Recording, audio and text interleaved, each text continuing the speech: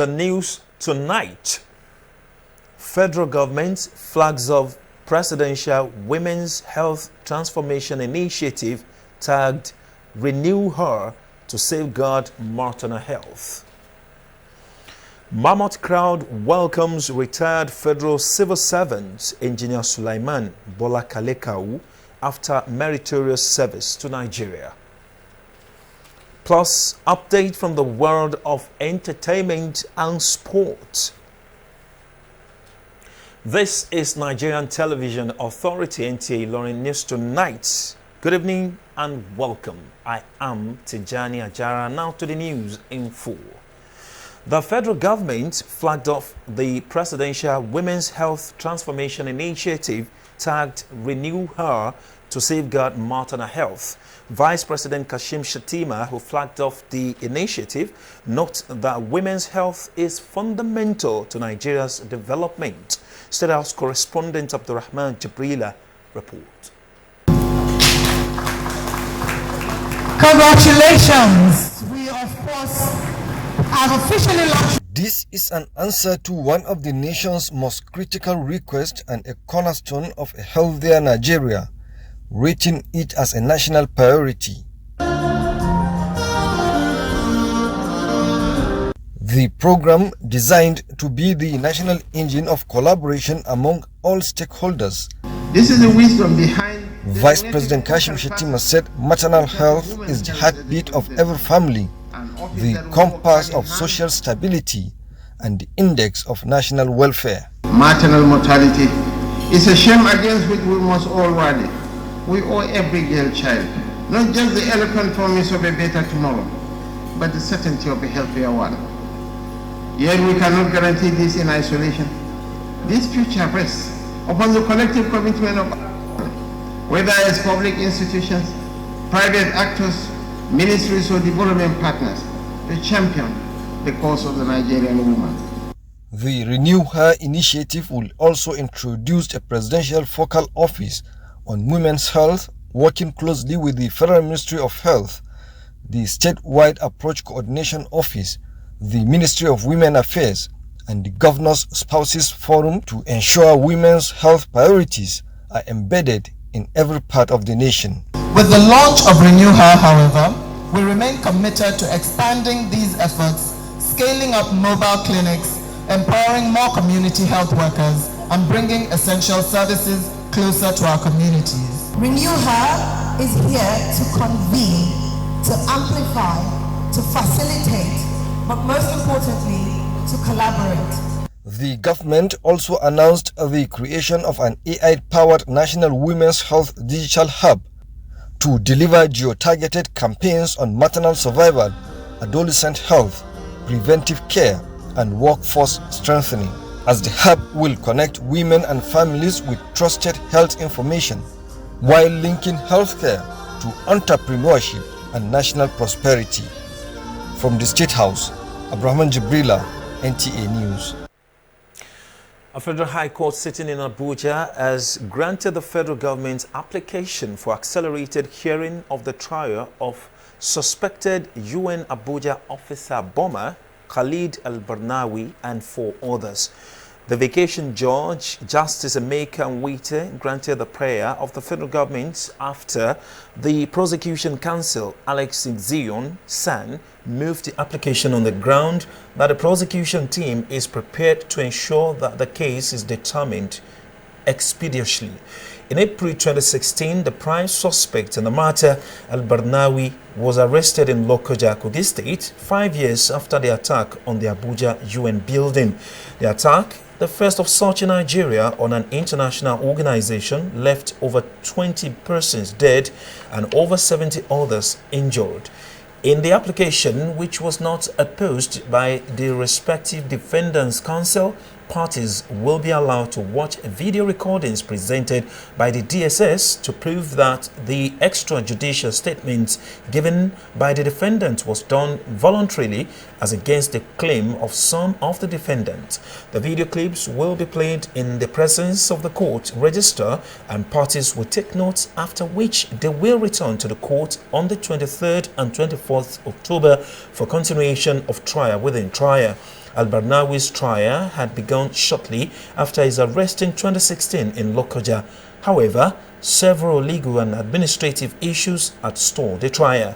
Khalid Al-Barnawi is believed to be a founder member of Jamaat Ahlus Sunnah Lida'wa wal Jihad, the Boko Haram Islamist terror group, before he became the leader of the breakaway faction Jamaat Ansarul Muslimin fi Bilad Sudan.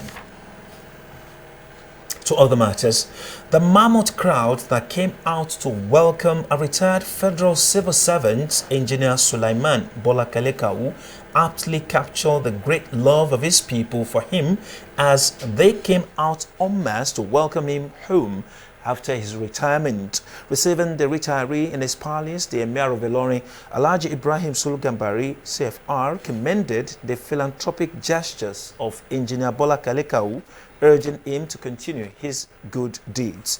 Abdul Wahid Bibiri reports that a large turnout of people lined up major streets in Ilorin metropolis to give the retiree a historic welcome.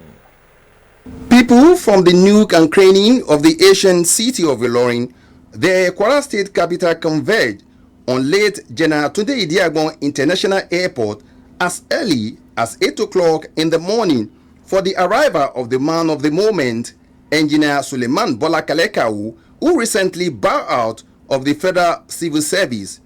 Their procession from the airport, which passed through major streets in Ilorin metropolis, was carnival-like as people lined up the streets with different banners and placards in appreciation of the retirees' outstanding contributions to the public service and humanity.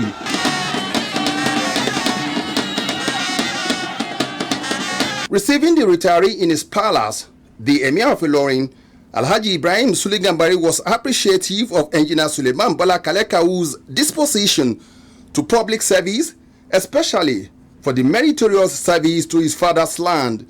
Alhaji Ibrahim Sulugambari prayed Allah to give the retiree long life and sound health to continue his selfless service to humanity.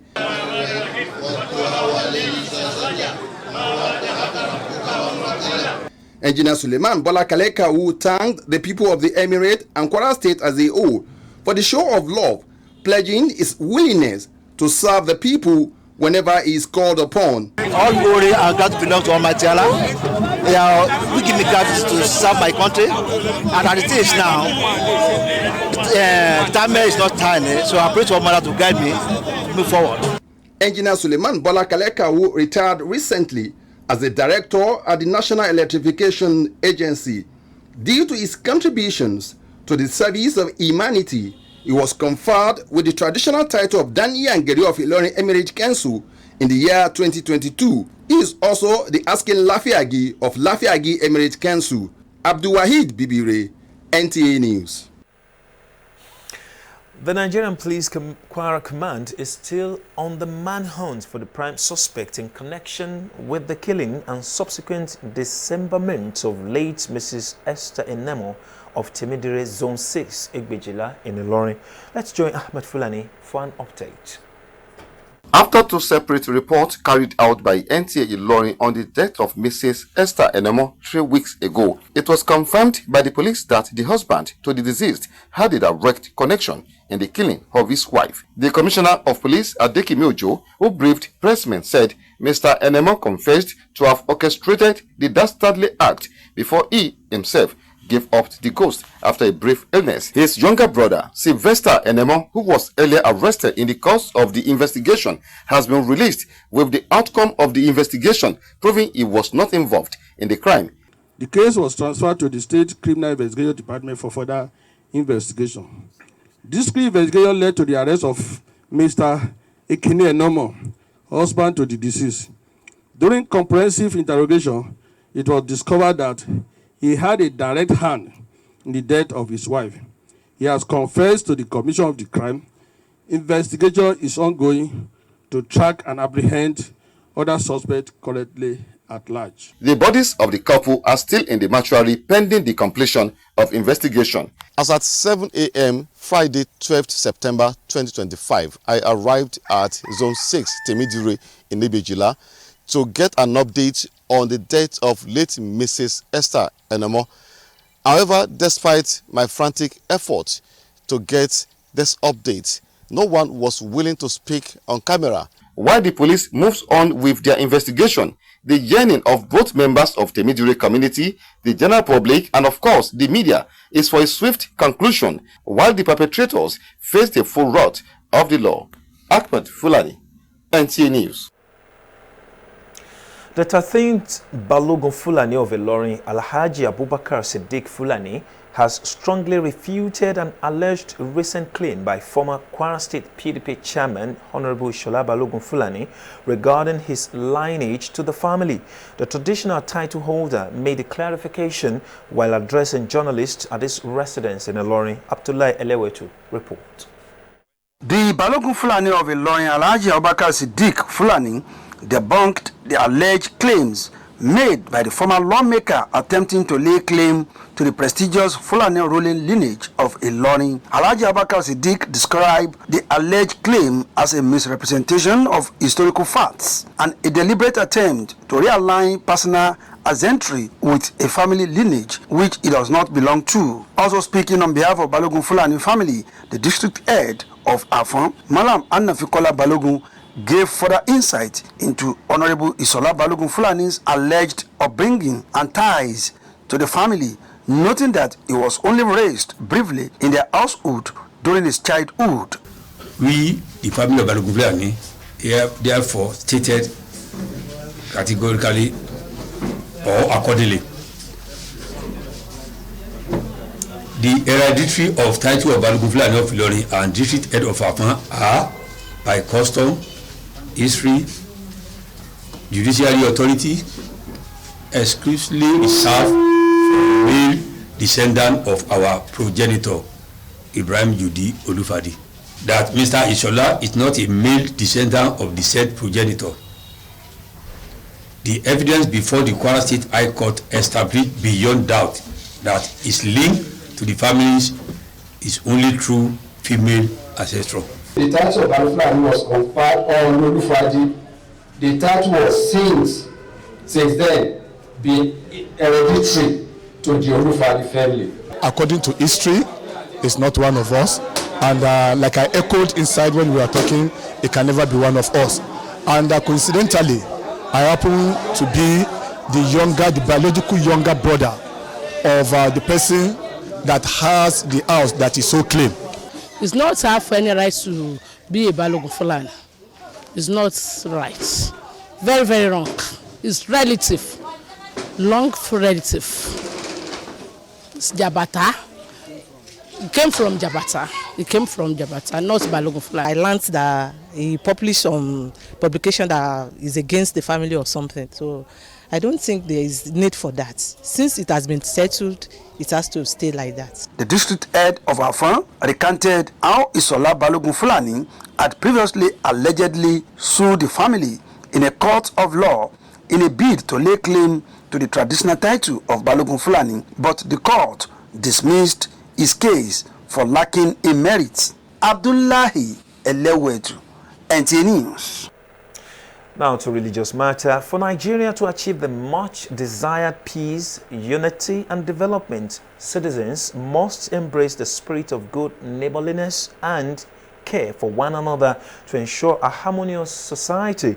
This was the message of Imam Motiullah Esinyobiwa during today's Jumat service at Forman Mosque, Fateh Road, Ilorin. Abdulafiz Alaya was there.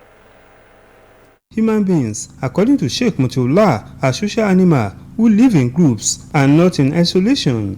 This was why Islam encourages good neighborliness in order to foster unity and sense of belonging among people occupying the same geographical location. The cleric said it was mandatory, especially for Muslims, to be good to their close and distant neighbors as commanded by Allah, and doing otherwise was against the teaching of Prophet Muhammad. He emphasized that the best of man are those who are loved by people of their communities and not those whom they fear. The Imam thereby encouraged Nigerians to empathize and always support their neighbors, friends and colleagues, regardless of their ethno-religious and political differences.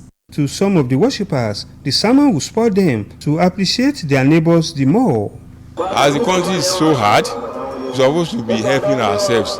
even if they don't ask, we need to assist the neighbors that you are staying with. So that major lesson is very important for everybody to know that neighborhood, forget about religion, either Christians or whatever, since they are human beings, it's supposed to help them. Anybody staying beside you, let me say, as your neighbor, there is a good way you should learn how to treat that person. It is very, very paramount. Now, and that's what the prophet said. Even though the person is kafirun, even though he's not a good person, just treat your neighbor right. I think that's one of the most important things I learned from the sermon. As you are feeling very good, you should make the audience, the neighborhood feel good too. Neighborhood too, they should reciprocate. So it means symbiotic, to my own understanding, symbiotic relationship. So the Prophet Muhammad sallallahu alaihi wasallam relates the importance of being nice to our neighbor, irrespective of their religious background.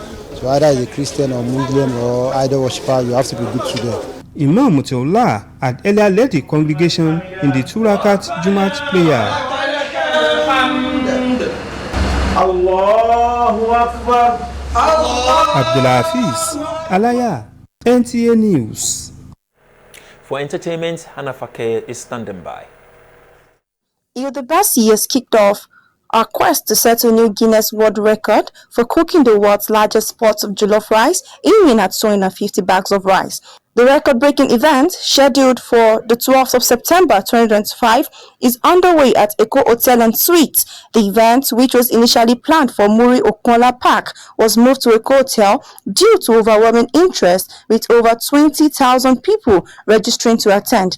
This attempt has raised reactions from different celebrities and friends of the chef, praising her and encouraging her for daring this feat. In May 2023, Yodabasi has made headlines for her cooking marathon.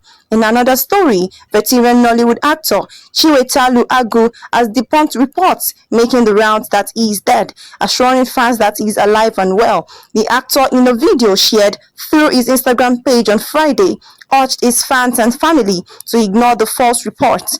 He went on to say that if the fake news was released by a major blogger, he would have considered legal actions. Anna Fakaye, NTA News. All right, now to sports with Kabir Shagaya's report.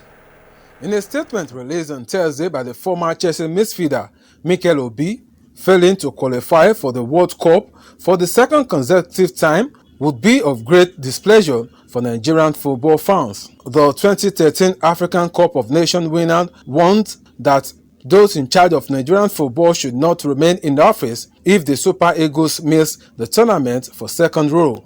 He noted that the whole board of the NFF must not be spared to go if the Super Eagles fail to qualify for an important World Cup for the second time. The former Super Eagles skipper insisted that Nigeria, with its footballing pedigree, should not be struggling to feature in the FIFA World Cup, describing the country as Africa's biggest football. Also, ahead of the Under-18 African Handball Championship, set to open in Algeria this weekend, the Handball Federation of Nigeria has released the final squad list for the Nigerian team. The team will be led by the head coach, John Uzo, and his assistant, Bukola Duru, comprises of 14 players who will fly the country's flag at the biennial competition of 11 countries in North Africa. And that's all we have for you tonight. Thanks for being there. See you tomorrow.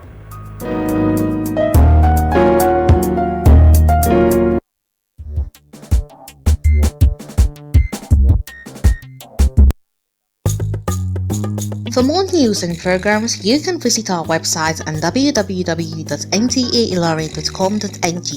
Download the NTA Ilorin app from Google Play Store on your Android devices. You can also watch our news on NTA Ilorin YouTube channel.